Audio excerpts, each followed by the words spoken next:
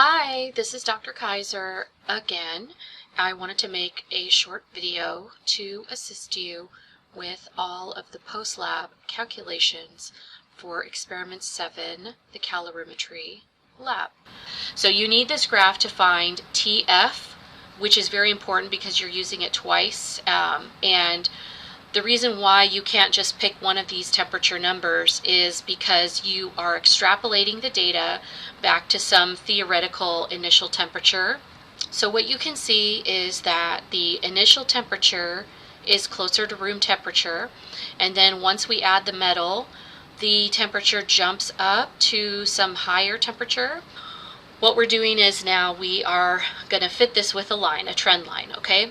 So you're not going to include the initial temperature into your trend line, because if you do, it's going to it's not going to give you that initial temperature or final temperature that you're looking for.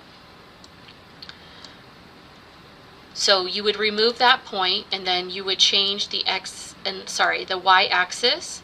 You would change the y-axis to only show the data that you want to show.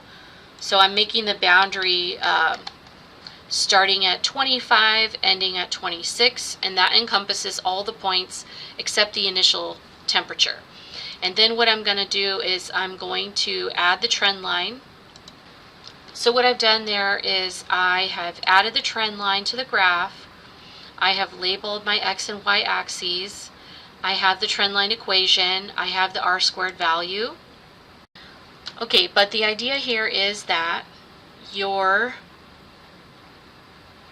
temperature, your final temperature that you're going to be using in your calculations, is actually where the trend line hits the y-axis.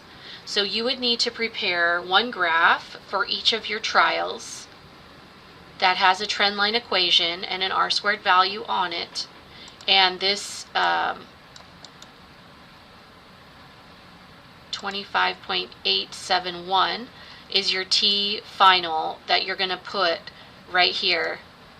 25.871 is where you're going to put that for your T final in your calculations, okay?